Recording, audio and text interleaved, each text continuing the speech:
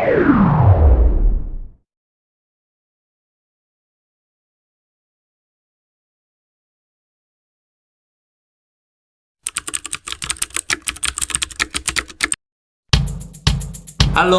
perkenalkan saya Jayu Sandrianto. Saya Siti Maimunah, saya Makfiran Azizes. Saya Ervina Nur Ardiana. Saya Anya Satiliani. Saya Rizkia Sofarina. Saya Yusofi Norani. Saya Ahmad Musafi Sarafuddin. Saya Bisna Rodatul Jannah. Saya Krisna Lihur Pratama. Saya Mizana Damayanti. Saya Ciplak Tabawati. Saya Fatma Diastuti. Saya Nawasari Indah Saperdianti. Saya Tristiawati. Saya Dia Rizky Mustikasari.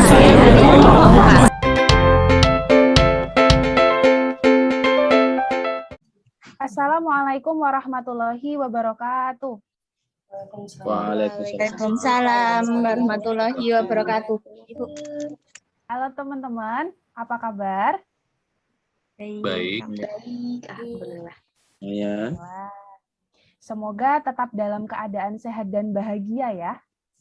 Teman-teman, sepertinya kita nggak asing ya dengan seminar, workshop, atau training. Mungkin dari teman-teman juga sudah banyak yang sering ikut join ke acara-acara seperti ini. Tapi tahu nggak? Kadang-kadang banyak orang yang salah menyebutkan atau salah mengartikan 3 kegiatan ini. Padahal beda loh. Perbedaannya ada pada pesertanya, durasinya, dan juga tujuannya. Untuk lebih jelasnya, kita akan simak penjelasan dari kelompok 4. Jadi perhatikan baik-baik ya. Kita mulai dari Mbak Anjas. Terima kasih Mbak Lisna untuk waktunya. Baik, teman-teman di sini untuk yang pertama saya akan menjelaskan mengenai workshop ya. Jadi workshop ini adalah secara umum suatu pertemuan di mana sekelompok orang yang memiliki minat, keahlian, dan profesi di bidang tertentu terlibat dalam diskusi dan kegiatan intensif pada suatu subjek atau proyek dan progres tertentu seperti itu. Nah, workshop ini mencari solusi dari masalah yang diangkat menjadi topik, serta diminta untuk mencari solusi melalui konsep yang telah dipaparkan dalam workshop tersebut, seperti itu. Lalu untuk seminar dan training akan dijelaskan oleh teman saya, Mbak Via. Monggo Mbak Via dipersilahkan. Baik, terima kasih. Saya akan melanjutkan presentasi dari Mbak Anjas. Training atau pelatihan sendiri memiliki tujuan untuk melatih peserta menjadi lebih profesional dengan pelatihan yang dilakukan secara intensif selama beberapa waktu tertentu hingga mencapai tujuan tertentu.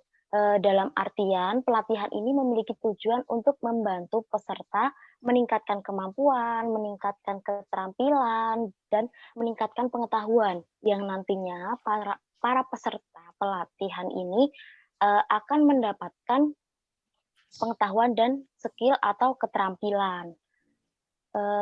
Berbeda dengan tujuan dari seminar, seminar memiliki tujuan untuk pemaparan materi berupa informasi ataupun perkenalan sebuah program kepada peserta secara umum.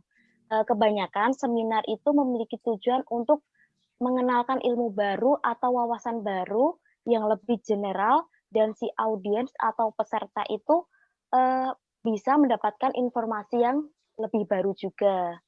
Cukup sekian. Presentasi selanjutnya akan dilanjutkan oleh Mbak Sofi. Monggo Mbak Sofi.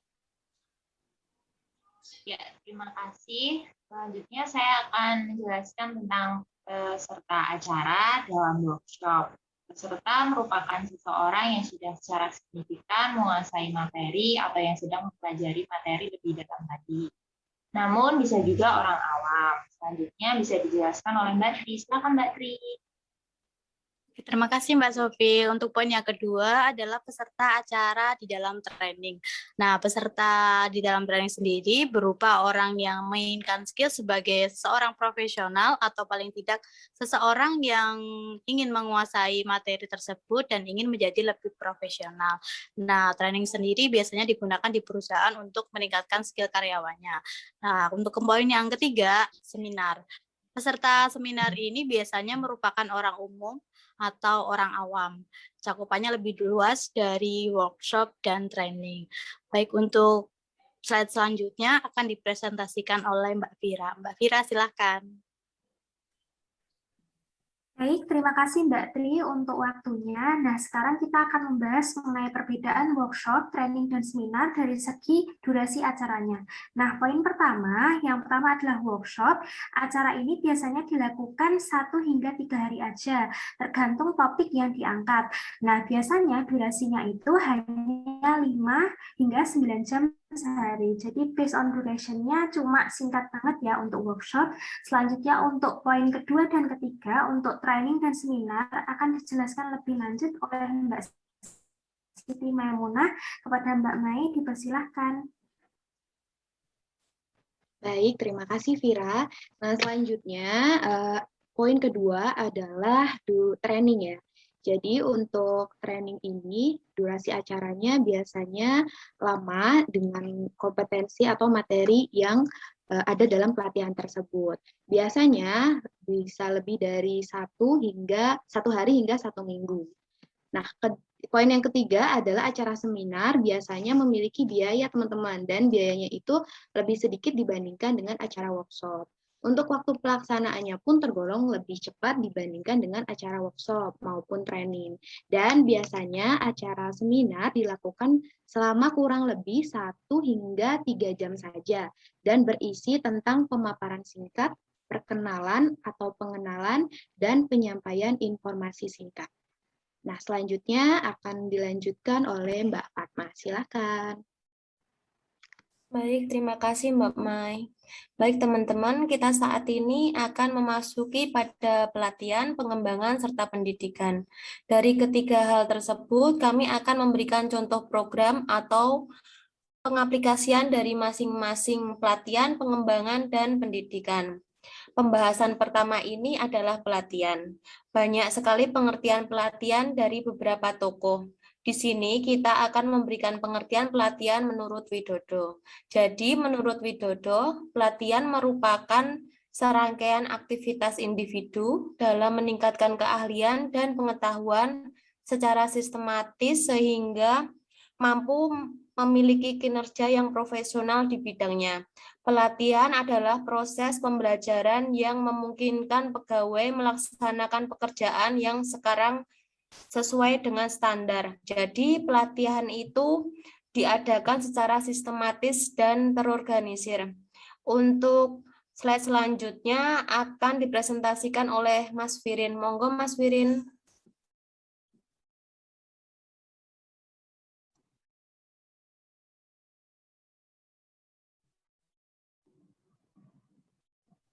Untuk selanjutnya disampaikan oleh Mas Firin. Monggo Mas Firin. Terima kasih Mbak Fatma atas kesempatan yang telah diberikan. Baik, kali ini saya akan mencoba memberikan contoh-contoh pelatihan yang ada di sekeliling kita. 1, pelatihan public speaking. Biasanya digunakan untuk menghancurkan mental block yang ada dalam diri sendiri, membatasi kemampuan untuk bisa keluar dari zona nyamannya. Biasanya diadakan pelatihan pidato atau lomba pidato. Nah, untuk kali ini, pelatihan public speaking sendiri itu diberi cara agar bisa terlepas dari rasa grogi, rasa cemas, rasa tidak takut untuk tampil di depan umum, rasa tidak pede atau rasa yang tidak mengenakan sehingga menjadikan was-was tampil di depan umum. Nah, biasanya pelatihan public speaking sendiri diberikan strateginya, teknik pembukaannya, kerangka presentasinya, closingnya, kemampuan vokalnya, aspek visualnya, dan lain-lain. Ini termasuk contoh pelatihan public speaking. Yang 2 yaitu pelatihan yang ada di sekolah. Biasanya di sekolah diadakan LDK atau latihan dasar kepemimpinan. Tujuannya supaya bisa memimpin dirinya sendiri minimal. tujuan umumnya bisa menjadi pemimpin yang handal yang berada dalam lapangan kenyataan, yaitu yang ada dalam masyarakat keseharian kita. Pelatihan ini sendiri biasanya dilaksanakan 1-3 hari. Itu contoh dari pelatihan yang ada di sekeliling kita. Masuk lagi pelatihan wirausaha, banyak lagi pelatihan table winner atau macam-macam contoh pelatihan yang ada. Dan selanjutnya materi pengembangan akan dilanjutkan oleh Mbak Cici. Monggo Mbak, silahkan Mbak Cici. Baik, terima kasih Mas Firin. Untuk selanjutnya saya akan menjelaskan tentang pengembangan. Menurut Siagian, pengembangan atau development meliputi kesempatan belajar yang bertujuan untuk lebih meningkatkan pengetahuan atau knowledge dan keahlian atau skill yang diperlukan dalam pekerjaan yang sedang dijalani. Pengembangan lebih difokuskan untuk jangka panjang. Selanjutnya akan digunakan untuk mempersiapkan karyawan sesuai dengan pertumbuhan dan perubahan suatu organisasi. Lalu untuk bagian contoh dari pengembangan akan dilanjutkan oleh Mas Krisna. Baik, terima kasih kepada Mbak Cici atas waktu yang telah diberikan. Di sini saya akan mencoba menjelaskan tujuan, cara, dan fungsi pengembangan sumber daya manusia. Tujuan dari pengembangan sumber daya manusia ini adalah agar bisa melahirkan perubahan sikap karyawan yang positif pada khususnya. Maka dari itu, biasanya dalam sebuah perusahaan juga diperlukan divisi khusus pengembangan sumber daya manusia, di mana nantinya dapat membantu karyawan perusahaan dalam mengembangkan kepribadian mereka ke arah yang lebih produktif, yang tentunya akan sangat berguna bagi perusahaan itu sendiri. Sebenarnya ada banyak cara yang dapat kita lakukan dalam upaya mengembangkan sumber daya manusia yang ada. Antara lain, mengadakan pelatihan dan pendidikan, mengembangkan pembinaan khusus, memberikan karyawan kesempatan untuk menyalurkan ide dan gagasan yang mereka miliki. Kemudian ada juga dapat kita lakukan juga rekrutmen atau penerimaan karyawan baru, di mana nantinya dapat menambah sumber daya manusia yang ada pada perusahaan tersebut. Kemudian fungsi dari pengembangan sumber daya manusia itu sendiri adalah yang pertama, meningkatkan produktivitas pastinya. Kemudian yang kedua, pekerjaan bisa berjalan secara efisien. Yang ketiga, meningkatkan sikap kepemimpinan kepada masing-masing karyawan. Kemudian yang keempat, menciptakan moral yang baik bagi setiap karyawan. Dan masih banyak lagi hal-hal positif yang akan didapatkan hal-hal yang akan kita dapatkan jika kita melakukan pengembangan sumber daya manusia. Mungkin cukup sekian tambahan penjelasan yang dapat saya berikan terkait pengembangan sumber daya manusia. Untuk presentasi selanjutnya akan dijelaskan oleh Mbak Diah. Kepada Mbak Diah, kami persilahkan. Baik, terima kasih Mas Krisna. Saya akan melanjutkan presentasi mengenai pengaplikasian dalam lingkup pendidikan. Saya awali dengan pengertian pendidikan secara etimologi ya. Dalam bahasa Inggris, kata pendidikan diartikan education, di mana secara etimologis kata tersebut berasal dari bahasa Latin yaitu edutum. Kata edutum sendiri berasal dari dua kata, yaitu dan duco. Yang dapat diartikan sebagai mengembangkan dari dalam keluar, sedangkan duco yang memiliki arti sedang berkembang. Sehingga secara etimologi dapat diartikan pendidikan adalah proses mengembangkan kemampuan dan kekuatan dari dalam diri sendiri. Kemudian pengertian pendidikan secara umum. Pengertian pendidikan secara umum ialah merupakan suatu proses pembelajaran kepada peserta didik agar memiliki pemahaman terhadap sesuatu dan membuatnya menjadi seorang manusia yang berpikir kritis. Dalam dunia pendidikan pun memiliki tujuan tersendiri. Tujuan umum dari dunia pendidikan ialah untuk mencerdaskan dan memaksimalkan potensi pengembangan di dalam diri para peserta didik. Demikian presentasi saya, kemudian akan dilanjutkan oleh rekan saya, yaitu Mbak Mezina. Terima kasih. Selanjutnya, pengertian pendidikan secara khusus. Menurut Undang-Undang Nomor 20 Pasal 3, pendidikan adalah usaha sadar dan terencana untuk mewujudkan suasana belajar dan proses pembelajaran agar peserta didik secara aktif mengembangkan potensi dirinya untuk memiliki kekuatan spiritual keagamaan, pengendalian diri, kepribadian, kecerdasan, akhlak mulia, serta keterampilan yang diperlukan dirinya, masyarakat, bangsa, dan negara. Seperti contohnya pendidikan anak usia dini. Pendidikan anak usia dini memberikan fungsi anak untuk menjadikan anak yang berkualitas, anak yang tumbuh dan berkembang sesuai dengan tingkat perkembangannya, sehingga akan memiliki kesiapan yang optimal dalam memasuki jenjang selanjutnya. Yang kemudian pendidikan karakter. Pendidikan karakter berfungsi untuk membentuk penyempurnaan dari individu secara terus-menerus dalam melatih kemampuan diri untuk menuju ke arah yang lebih baik. Seperti contohnya pendidikan karakter untuk melatih kecerdasan, kreativitas, toleransi, dan demokratis. Kemudian yang nomor 3, sekolah. Sekolah merupakan lembaga formal dan informal yang bertujuan untuk memberikan pengajaran mendidik murid melalui guru, murid melalui bimbingan yang diberikan oleh guru. Itu saja, kemudian penjelasan selanjutnya akan disampaikan oleh Mbak Vina. Terima kasih, Mbak Vina. Monggo. Terima kasih, Mbak Mezana. Nah, setelah penjelasan yang sudah disampaikan teman-teman tadi mengenai pelatihan, pengembangan, dan pendidikan, saya akan menjelaskan beberapa aspek perbedaan antara pendidikan dan pelatihan. Ada 6 aspek perbedaan dan di sini akan saya jelaskan 2 aspek pertama. Aspek yang pertama, aspek pengembangan kemampuan. Untuk pendidikan sifatnya lebih menyeluruh atau overall. Sedangkan untuk pelatihan lebih khusus atau spesifik, tergantung dari kebutuhan sebuah perusahaan. Dan aspek yang kedua, aspek area kemampuan. Untuk pendidikan, ini mengembangkan 3 aspek, yakni kognitif, afektif, dan psikomotor.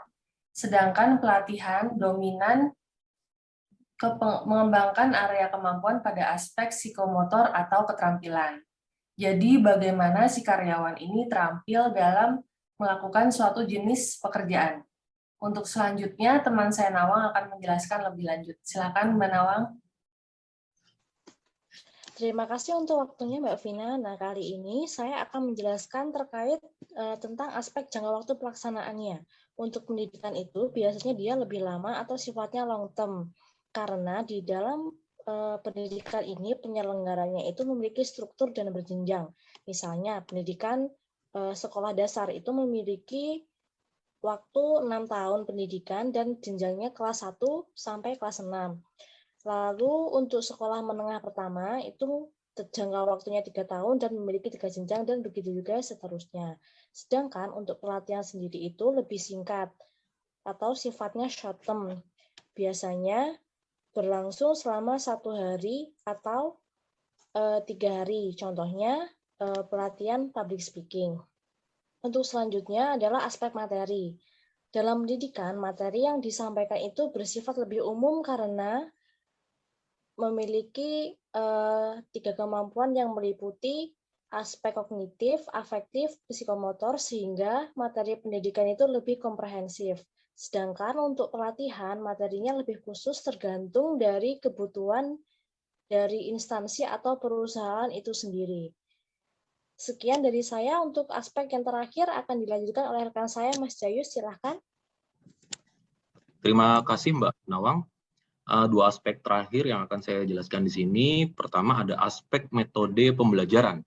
Dalam pendidikan teman-teman, metode pembelajarannya itu konvensional, seperti tatap muka. Ada guru dan ada siswa. Sedangkan dalam pelatihan, metode yang digunakan lebih kepada inkonvensional, teman-teman. Bisa dilakukan dengan tatap muka dan bisa juga secara online learning. Dan aspek yang terakhir di sini ada aspek penghargaan akhir. Dalam pendidikan yang diberikan adalah gelar atau degree. Semisal nih teman-teman, kuliah S1 selama 4 tahun. Maka gelar yang diberikan nantinya adalah sarjana S1. Ada juga S2 Magister dan S3 Doktor. Sedangkan untuk pelatihan, penghargaan akhir yang diberikan adalah non-degree.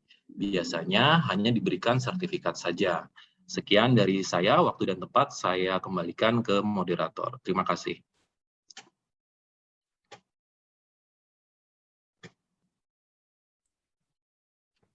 Oke, baik. Jadi barusan kita udah dapat penjelasan dari teman-teman kelompok 4 tentang seminar, workshop, training, pendidikan, pengembangan, dan juga pelatihan. Jadi bisa kita simpulkan ya, seminar itu punya peserta yang umum dan waktu yang paling singkat di antara seminar, workshop, dan training. Sedangkan workshop punya peserta yang lebih spesifik, tapi bisa juga umum dan waktunya relatif lebih lama daripada seminar. Untuk training, dia punya peserta yang spesifik dan juga jangka waktu yang lebih lama. Adapun pelatihan itu diselenggarakan secara sistematis dan terorganisir untuk melatih skill-skill tertentu. Pengembangan digunakan untuk meningkatkan kemampuan yang diperlukan. Sedangkan pendidikan sifatnya lebih luas, terstruktur, dan berjenjang. Oke, insya Allah sudah paham ya. Jadi harapannya teman-teman bisa membedakan tentang kegiatan-kegiatan yang tadi. Sekian presentasi dari kami kelompok 4, semoga bermanfaat. Terima kasih sudah menyimak dan mohon maaf apabila terdapat kesalahan dan kekeliruan. Saya akhiri, wassalamualaikum warahmatullahi wabarakatuh. Waalaikumsalam warahmatullahi wabarakatuh.